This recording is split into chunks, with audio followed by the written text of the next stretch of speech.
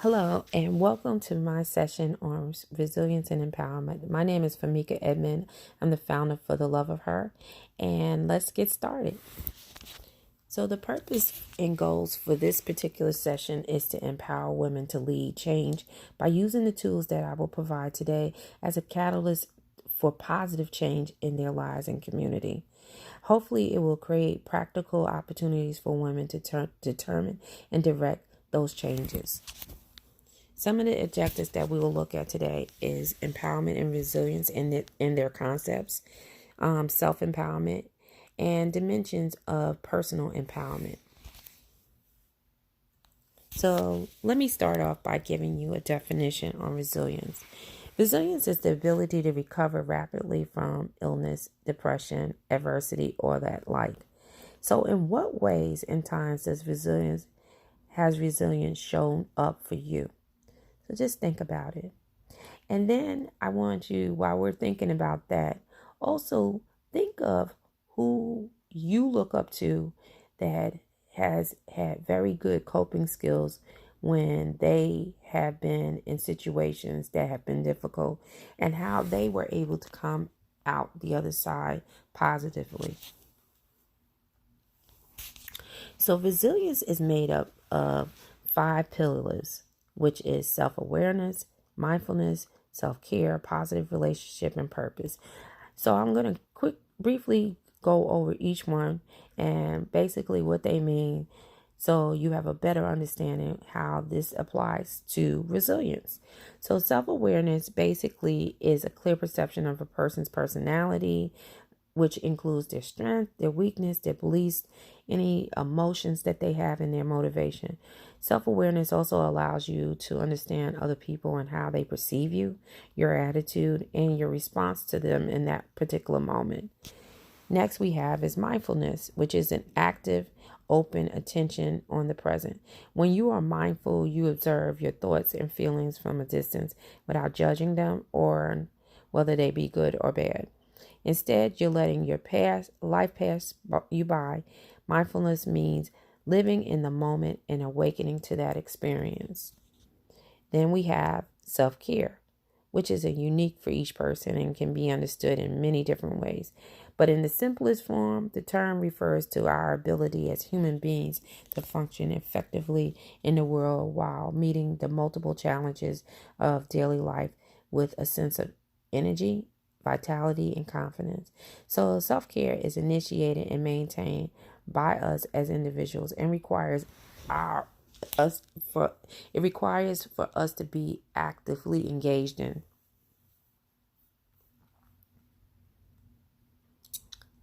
Next we have is relationships, which are the people that support us and care for us, and also the people that we support and care. So one of the most profound experiences we can have in life are the connections that we have with each other. By building positive relationships with each other, we will be happier, more fulfilled, and feel more supported and supportive and connected. So positive and supportive relationships will help us to be and feel healthier and happier and more satisfied in our lives. So it is key to have positive relationships in our life, not negative ones. And last is purpose, which is the recognition that we belong to and serve something bigger than ourselves. So our purpose helps us to shape the mindset and attitude we have towards others and the events that we experience. We can find purpose in our faith, family, our political party, being part of an organization like your student government, your church group, or just volunteering. But each one plays a facet in resilience, and it's important for us to be able to recognize and go through each step so that we can apply those particular pillars to any situation that we may have to overcome at that time. And part of resilience, we have, I am, I can, which is a paradigm of resilience. So first, what I have, it's the supports around each individuals to promote resilience. So basically, when we are going through a situation and it may be very difficult, we have to lean towards each other, or the person that's in our life that is going to be supportive and keep us encouraged. We also part of we have to have that building block that we can trust this person. So this is key, and this ties back into having these positive relationships. I am is an encouragement in developing the inner strength of confidence, self-esteem, and responsibility. So we need this part. I am. We have to stay affirmed. We have to give words of encouragement so that we can keep going on. This is part also of self-care and being engaged, actively engaged, and wanting to see better for ourselves. I can is an acquisition of interpersonal and problem solving.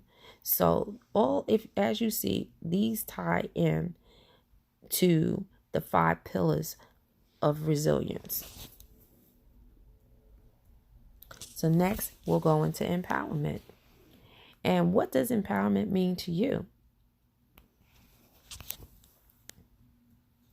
So empowerment is basically the process of becoming stronger and more confident, especially in controlling one's life and claiming one's rights. Empowerment refers to increasing the spiritual, political, social, or economic strength of individuals and communities. It often involves the empowered developing the confidence in their own capacities. So now we're going to go shift into self-empowerment. At its basic, empowerment simply means becoming powerful. Building personal empowerment involves reflecting on your own personal values, your skills and goals, and being prepared to adjust our behavior in order to achieve our goals. Personal empowerment also means being aware that other people have their own set of values and goals, which may differ from ours. So there are also dimensions that go into self-empowerment, which ties into personal empowerment. So the first one we're going to look at is self-awareness, which involves understanding our individual character and how we likely to respond to a situation. It enables us to build on our positive qualities and be aware of any negative traits which may reduce our effectiveness. Self-aware people make conscientious decisions to enhance their lives whenever possible and learning from their past. So if you see that hanging out with a certain person was not the right thing to do in the past, you're going to make a conscientious decision to change the company that you're around. Values. And remember, we said at the beginning with self-empowerment that we have to look at our value sets and also look at others' value sets and how each of our values differ. So values are an opinion or beliefs that are important to us, but which are not always aware. We're not always aware of it. They can be any kind of belief or perceived obligation, anything we prefer, and for any reason. The reason we may prefer one thing over another or choose one course of action over another may not always be obvious or known. There may be no apparent reason for our values. Nevertheless, our values are important to us as individuals. In order to be self-aware, it is necessary to be aware of our values, to critically examine them, and to accept that our values may differ from others. Next we have is skills. Individual skills are the main reasons for which this enables them to achieve their desired goals. So skills can be gained through experiences, practice, education, and training. It is only by developing such skills that an individual values can be translated into their actions. Next we have is information. Knowledge or information is necessary in development of self-awareness and skills. Knowing where to find appropriate information is in itself essential skill. Without information, the choices open to people are limited, both in their personal and working lives. The internet has provided an easy way for everybody to access huge amounts of information very quickly and easily. The problem is then centered around the quality of the information found, and the skill set is concerned with finding accurate and reliable information. And last, we have our goals. So setting goals is definitely important. It means by which an individual can take charge of their own life. The process of setting a goal involves people thinking about their values and in the direction they would like to see their lives follow. Choices are made through reflection followed by action. Goals should always be specific and realistic. Don't set goals for yourself that may not be obtainable. That in itself will put you in a state you're always going to feel defeated and you're not going to reach the goals that you would like. So make sure that when you do set your goals, they're specific to your situation, and they're also going to be realistic. Setting personal goals gives us a sense of direction in our lives. This direction is essential to personal empowerment. So next, we're going to head on over to the benefits of self-empowerment. So some of the benefits is, like I stated, is self-awareness. Being aware of ourselves is the first step to true self-empowerment. No matter what your reasons is for wanting to achieve personal growth, you must look from within. Everything else will follow. You will learn about your strengths, your weakness. You will recognize your own behaviors, your habits, and then the ability to improve or change them. It also allows you to take a deep look into your personality traits and values. It might be stuff that you might want to change about your traits and your values. It'll help you decide what you want from life and how you want to achieve it. You'll learn to set personalized goals for your life based on what you've learned during deep self-examination. It is vital to remember self-improvement, is not possible without self-awareness. And deep examination, it is a key component, and nothing else will fall into place until you have that in place.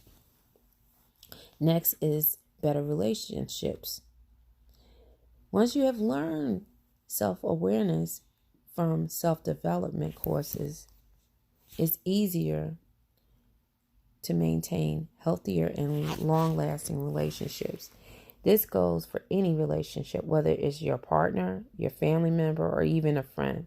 When you know yourself inside and out, you will also be able to notice the red flags in a partner or a friend early on instead of finding out later down the road that this person was not the right person for you.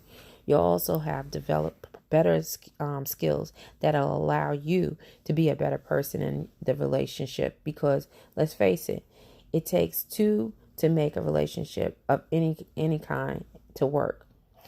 Learning self-development can even assist you in the workplace and can help you to make 46% more money in your professional life. Because with better relationships, more people might be inclined to want to see you get ahead and open certain doors for you that may not be open if they really didn't care for you. Next we have is motivation. Chances are, if you're in a bad place emotionally or spiritually, you won't be feeling like you're being motivated. When you begin to learn self-awareness and other skills through self-development courses, you'll feel happier. This will give you the motivation to reach your goals and to improve yourself. Research has shown that happiness will increase motivation, productivity, and even make you more successful. Next, it helps in achieving your goals. Goals are easier to achieve when they are personalized to you. The best way to personalize your goals is to first learn about yourself. Once you know what makes you tick and what path you want to take in life, it makes it a lot simpler to decide on actionable goals. It is essential for us to set realistic goals that you can actually achieve, and they should be SMART goals. Making smaller goals will ensure you are able to reach them and reach them in a time frame that you will stay motivated to obtain those goals. This is also where that self-examination you've learned will come into play. You want to ensure your goals fit into the bigger picture of your life.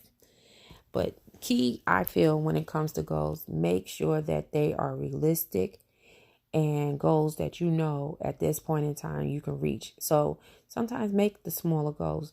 And I usually do short term, midterm, meaning within the next 6 months, I would like to see that happen. And I have my long term goals, which may be a couple, 2-3 years out. So making goals, it to me, in increments sometimes works better for people than doing these big goals that may not always be able to be obtained. Discovering what you want out of life is the bigger picture we talked about. That's what you want out of life and what your life purpose is. Identifying your personality traits, values, strengths, weakness, and your goals will aid in discovering what you truly want out of life. This isn't something you can decide overnight, but with the help of being start tailoring yourself to self-development, you'll learn to establish your life's purpose and having a better understanding of your bigger picture and whatever that may be. If you're feeling stuck in life and that is unfulfilling, this is a massive benefit to a self-improvement. So next we're going to look at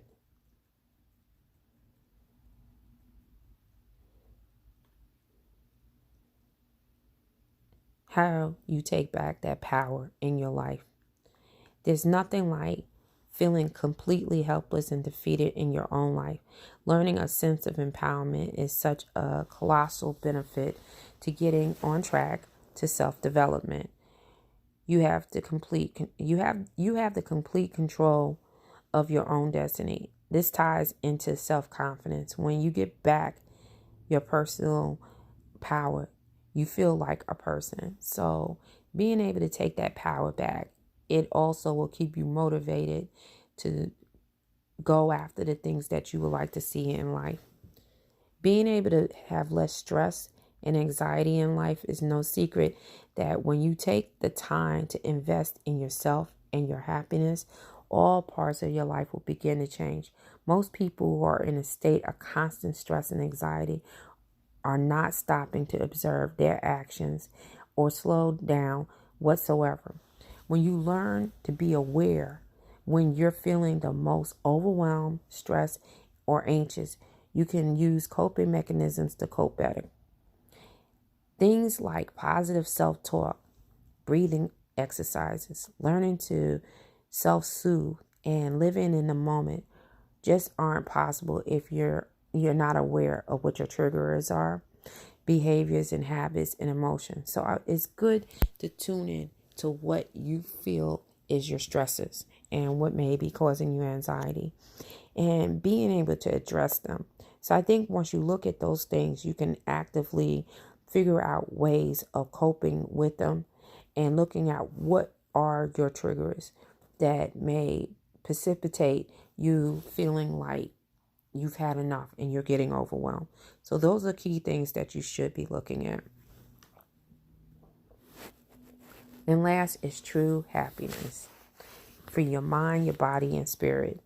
When you make an intentional choice to become a happier person and live a more fulfilling life, you will. So if you decide, I am not taking on any more negative energy, I am going to surround myself with positivity. If that means you have to cut some people out of your life that are bringing negative energy into your circle, then these are things that you have to look at. The mind is a powerful tool, and you will be surprised what you can achieve when you make the decision to do something, whether it's big or small. Happiness does not come from materialistic items or from someone else. We should be finding self-happiness within ourselves. It comes from within. Once you master yourself, your internal happiness will follow with the help of the right tools and resources. So it's key. And I think that's why it's important for you to write down what it is that is not making you happy and what would you like to see different.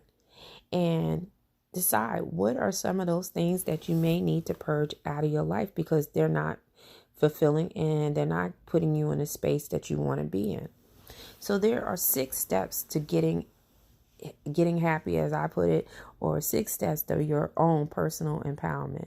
First is identifying a goal that is focused on power. This might be, for example, an increase in your influence over your colleagues, or to have more influence over your family's choices with the holidays. Being able to have more of an input will also help with identifying a goal that you would like to focus on. Next is increase your knowledge. So your next step is to understand more about the subject or situation. So, for example, if you wish to have more influence over your colleagues, you need to understand the politics in the organization. To influence your family holiday choices, you need to know what each person wants and who has the most influence at that moment. No, and being able to recognize these things, I think, is key to being able to be more influential in that situation. 3 is increase your self-efficacy or belief that you can achieve. So before you take action, you need to believe that you can achieve. So if you already come to the table with the self-doubts that you're not going to be able to achieve something, you won't. So knowing that you have the necessary information can help. Understanding your strengths and your weakness will also help you understand where you are most likely to achieve. Number 4, increase your skills and competency. It is never too late to go back to school and learn something, or pick up a book and do self-improvement for yourself. You may need to improve your skills to become more influential. However, as you start to talk to people more and try to influence them, you will rapidly learn what works and therefore develop those skills. Number 5, take action and keep taking action. Personal empowerment means not being knocked back by the first problem we encounter. We're all going to come up to odds with something in our life. And we have to know when we encounter these certain things that we're not going to succumb to them and walk away from the things that we're working towards. And because inadvertently, it may keep us from reaching the goals that we would like to reach in our life. But having the resilience and persistence to keep going and seek other ways to achieve our goals. So sometimes we may have to alter our plans in the path that we were taking to reach these goals. And that's okay. And we have to be okay with that and know that we're still going to get to the end goal of what we want with our goals. Number 6, access your impact. Empowerment is about changing the impact that you have on others and on events. It is therefore important to assess your impact. At first, you may not see much change, but then you may see small changes as success happens. And sometimes we have to tackle things one bite at a time and not try to take the whole mountain and shove it down our mouth. And that is key when it comes to reaching our goals and being successful in life, is taking things one step at a time. And as I said, also be flexible with things when we have to change the paths that we had decided we wanted to go as far as our goals, and being okay with that. So, improving your self-awareness. I would like for you to be able to explore and trust your own thoughts, your own emotions and desires and experience. Recognize positive and negative characteristics that you may have about yourself and that you would like to change. And I think it's key to be able to write these things down, because looking at it and seeing it is truly important. Set goals and work towards them. Once again, and I think this is a overarching theme through today's session, is that we have to set our goals, and we have to be able to know the plan that we need to put in place to be able to obtain those goals. Know about positive value assertion, and know what self thought through our own creative work. Credit self for our thoughts, feelings, and our actions. So I at this time would like to mention that I have provided a bonus workbook to this session, and I have provided in the workbook a 30-day journal. It's a journal that I would like for individuals to be able to look at their own thoughts, their emotions, their desires, and the experiences that you have used in life, and be able to journal these things as you write down any of your negative and positive characteristics. And then there is a goal set worksheet in the workbook that I would like for you guys to use to set the goals that you would like to be able to obtain, and also put a plan in place to how you would like for you to be able to reach these goals. I think that this is going to be a helpful tool for you guys to use. It'll also create positive language and your value assertion. Through writing exercises, you can capture the creative work you have done. Sometimes just going through the motions every day and not seeing it, sometimes in writing what we've done, we don't realize a lot of the things that we have done and look at. Sometimes we don't look at our achievements, and so I think that is key. Being able to give affirming self affirmations for ourselves each day is going to be key as far as being able to reach our own personal empowerment. Self-awareness involves understanding yourself and how you are likely to respond to any situation you may engage in. It gives us the ability to build on positive qualities and be aware of any negative traits that may reduce our effectiveness of reaching our goal. Self-aware people make conscientious decisions to enhance their lives whenever possible. So keep that in mind. Self-aware people make conscientious decisions to enhance their lives whenever possible. You're going to look at things that may have happened in the past experience to make sure that those cycles aren't repeating themselves right now.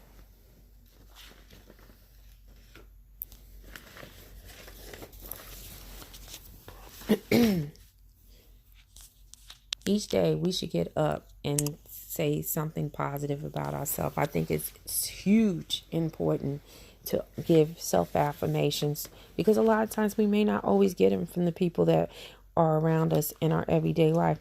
People are busy, and many times people may not take that time to say, you look pretty today. So I think giving yourself self-affirmations is something that we really need to implement into our everyday life. Being able to use positive language is key.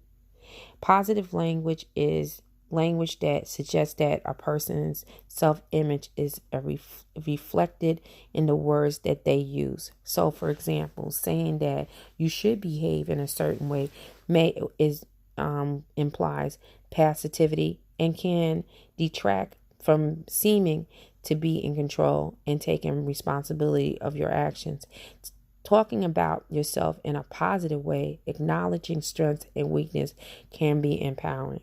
So, as I said, using positive language is key to staying self-empowered.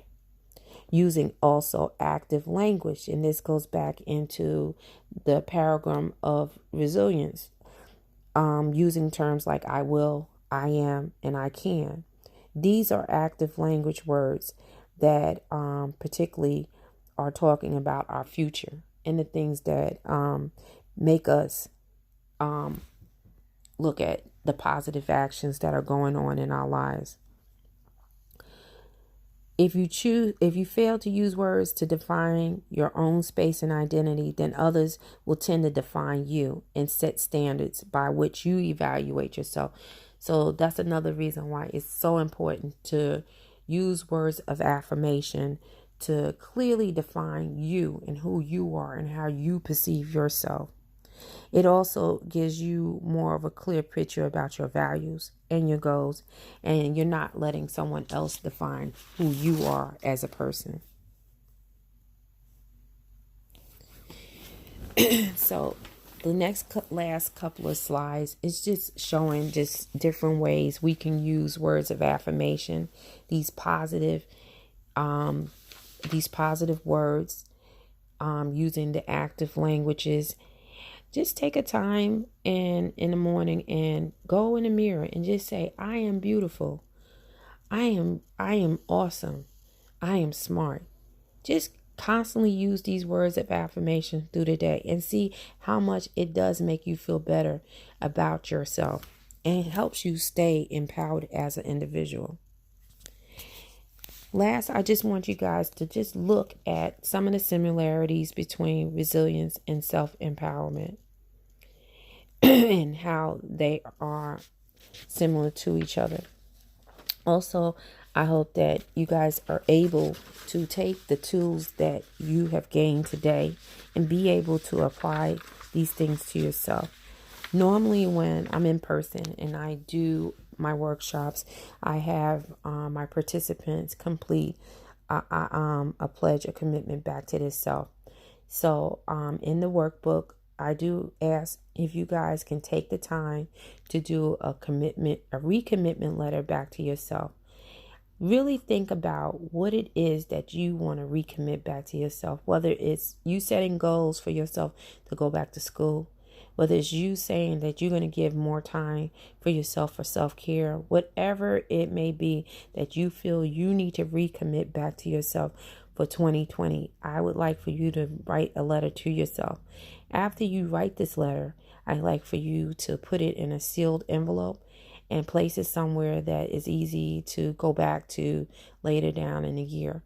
And then when you feel you are ready and you feel like you've come over a couple of hurdles of things that you've been trying to achieve with your goals for this year, reopen the letter and just see if you have stayed the course with your recommitment to yourself. One thing I want everybody to take away is that personal empowerment is not a static thing that you can do once in your life. It is a constant process that is ongoing with your own personal development. So as we move through life and we change and we get older and certain things change, circumstances change, we also have to change as well. So our needs and development are going to change. So personal empowerment is always going to be ongoing in our lives. It's not something that is a one-time fix. Once you decide, today I'm going to do this and everything else is going to fall in place, it doesn't work like that. Things will constantly always change in your life. Whether it's from age, whether it's from you starting to recognize certain traits that you would like to change in yourself. Doing self-reflection is key. And a lot of times when we are younger, we may not do the self-reflection that we need to do. So that's why I stated it's not something that is a one-time fix all. It's a constant change. Just remember that. I thank you guys for tuning in. I hope you were able to get some very positive and good coping tools that you can apply to your life. I wish you guys the best in 2020. I hope that whatever it is that you would like to achieve in your own self-empowerment and your goals, that you're able to reach these goals this coming year. And I hope you guys enjoy the session today and get a lot out of the workbook that I provided today. Thank you and have a blessed day.